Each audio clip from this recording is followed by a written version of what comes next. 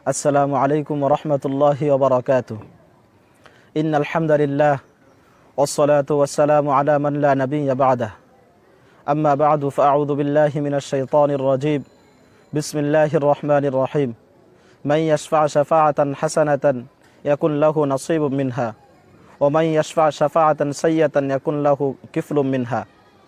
وقال رسول الله صلى الله عليه وسلم: آية المنافق ثلاث: إذا حدث كذب وإذا وعد أخلف وإذا اؤتمن خان. وفي رواية: وإن صلى وصام وزعم أنه مسلم أو كما قال عليه الصلاة والسلام. সম্মানিত দর্শকবৃন্দ, আজকে আপনাদের সামনে উপস্থিত হয়েছি একটি গুরুত্বপূর্ণ জিনিস নিয়ে, একটি গুরুত্বপূর্ণ আলোচনা নিয়ে। সেটি হলো মিথ্যা কথা বলা, আমানতের খেয়ানত করা এবং ওয়াদা করে চুক্তি পূর্ণ না করা যে ভয়াবহ পরিণাম, সে বিষয়ে দু একটি কথাবার্তা বলবো ইনশাআল্লাহ তাআলা। সম্মানিত দর্শকবৃন্দ, আমাদের সমাজে সবচেয়ে যে জিনিসটা, যে কাজটা আমরা করে থাকি, নামাজি ব্যক্তি করে থাকেন, হাজী সাহেব ব্যক্তিও করে থাকেন, যিনি ঠিকমতো যাকাত আদায় করে যাচ্ছেন তিনিও করেন, ছোট থেকে ছোট, বড় থেকে বড়, যুবক বয়স্ক সকলেই করেন যে কাজটি, সেটা হলো মিথ্যা কথা। যে আমাদের সমাজে মিথ্যা কথা বলাটা, এটি যে একটি মহাপাপ, মহা অন্যায়, সেটা আমরা মনেই করি না। আমরা মিথ্যা বলাকে যে একটি গুনাহের কাজ, আমরা গুনাহ মনে করি না। অথচ রাসূল পাক সাল্লাল্লাহু আলাইহি ওয়াসাল্লাম তার হাদিস শরীফে ইরশাদ করেন যে মুনাফিককে চেনার উপায় হলো, মুনাফিককে জানার উপায় হলো, মুনাফিকের চিহ্ন হলো তিনটি। এক নম্বরে রাসূল পাক সাল্লাল্লাহু আলাইহি ওয়াসাল্লাম বলেন, ইদা হাদ্দাতা কাদাবা, যখন কোনো ব্যক্তি কথা বলে এবং সে মিথ্যা বলে। যখন কোনো ব্যক্তি কথা বলে এবং মিথ্যা বলে। দ্বিতীয় নম্বরে রাসূল পাক সাল্লাল্লাহু আলাইহি ওয়াসাল্লাম ইরশাদ করেন, ইদা ওয়াদা আখলাফা, যখন সে কোনো চুক্তি করে তখন সে চুক্তি পূর্ণ করে না। চুক্তি করার সময় তার মনে এটা থাকে যে চুক্তি সে পূর্ণ করবে না। তৃতীয় নম্বরে রাসূল পাক সাল্লাল্লাহু আলাইহি ওয়াসাল্লাম বলেন, ওয়া ইদা তুমিনা খানা, যখন তার কাছে কোনো জিনিস আমানত রাখা হয়, তখন সেটা খেয়ানত করে ফেলে। এই তিনটি কাজ যিনি করেন, এই তিনটি থেকে কোনো একটি কাজে যে যিনি জড়িত থাকবেন, কোনো একটি কাজ যিনি করবেন, তিনি হলো মুনাফিক। আর মুনাফিকের স্থান হলো কোরআনের ভাষায় ইন্নাল মুনাফিকিনা ফিদ দারকিল আসফালি, নিশ্চয়ই মুনাফিকরা হবে জাহান্নামের সবচেয়ে নিচু জায়গায়। নাউজুবিল্লাহ। আল্লাহ সুবহানাহু ওয়া তাআলা আমাদেরকে এরকম একটি মহান অন্যায়, মহা পাপ থেকে বেঁচে থাকবার মতো তৌফিক দান করুক। তো বলতেছিলাম যে মিথ্যা কথার সাথে আমরা সকলেই জড়িত, ছোট বড়, যুবক বয়স্ক সকলেই বলে থাকেন। যেটা গুনাহের কাজ, গুনাহ মনে করে না, তো গুনাহ মনে না করে করছেন, তো গুনাহ মনে না করে করার কারণে তার ডাবল গুনাহ হয়ে যাচ্ছে।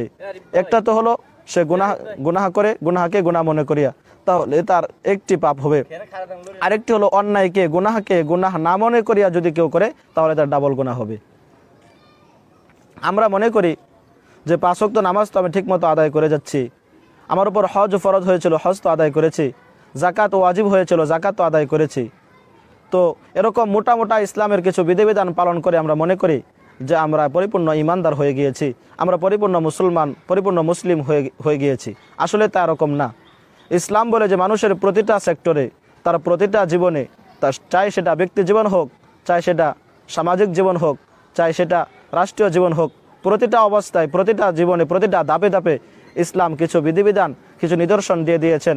সেই সমস্ত বিধিবিধান এবং নিদর্শনগুলো যদি কেউ মেনে চলে, তাহলে সে যদি দাবি করে পরিপূর্ণ ইমানদার, তখন সে পরিপূর্ণ ইমানদার হবে, এর আগে সে পরিপূর্ণ ইমানদার হতে পারবে না। তো আমরা মিথ্যা কথাও বলি, আবার নামাজও পড়ি, মিথ্যা কথা বলি, রোজাও রাখি, এতে কোনো লাভ হবে না। আমরা সেই মুনাফিক হয়ে যাব রাসূল পাক সাল্লাল্লাহু আলাইহি সাল্লামের ভাষায়। আর কোরআনের ভাষায় আমরা সবচেয়ে জাহান্নামের সবচেয়ে নিচু স্থানে আমাদের স্থান করে নিয়েছি। গুনাহ যে কত বড় মারাত্মক একটি গুনাহ, কত বড় অন্যায়, রাসূল পাক সাল্লাল্লাহু আলাইহি সাল্লাম আরেকটি হাদিসের দিকে তাকালে বোঝা যায়। রাসূল পাক সাল্লাল্লাহু আলাইহি সাল্লাম এমনিভাবে সাহাবায়ে কেরামদেরকে নিয়ে বসে আছেন, সাহাবায়ে কেরামরা সামনে উপবিষ্ট, রাসূল পাক সাল্লাল্লাহু আলাইহি সাল্লাম তাদের সামনে বসা আছেন।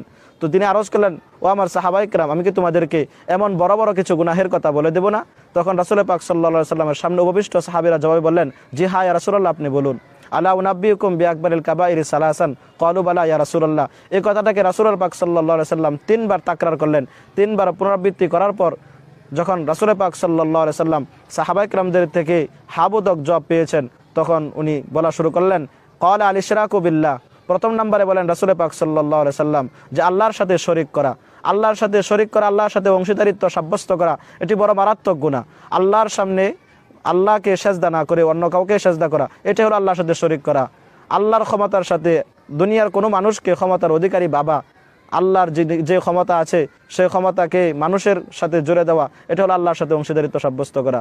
দ্বিতীয় নম্বরে আল্লাহ রসুল সাল্লাল্লাহু আলাইহি সাল্লাম বলেন ওয়া উকুকুল ওয়ালিদাইন, পিতামাতার সাথে অবাধ্যতা করা, পিতামাতার সাথে অসৎ আচরণ করা।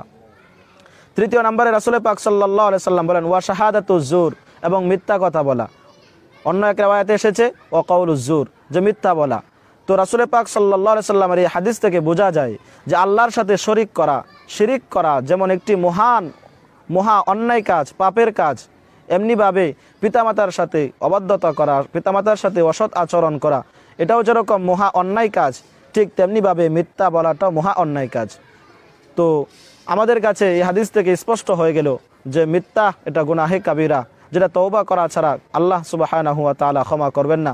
অথচ আমরা জানি না যেটা গুনাহে কবিরা, আমরা এটাকে একবারে নরমালি বিষয় নিয়ে নিয়েছি, বলেই তাকে সকলেই বলে বেড়াচ্ছি, এটাকে আমরা গুনাহ মনে করি না। আল্লাহ সুবহানাহু ওয়া তাআলা আমাদের সকলকে এরকম একটি মহা অন্যায় থেকে, মহা পাপ থেকে আমাদেরকে বেঁচে থাকবার মতো তৌফিক দান করুক। সকলেই বলুন আমিন।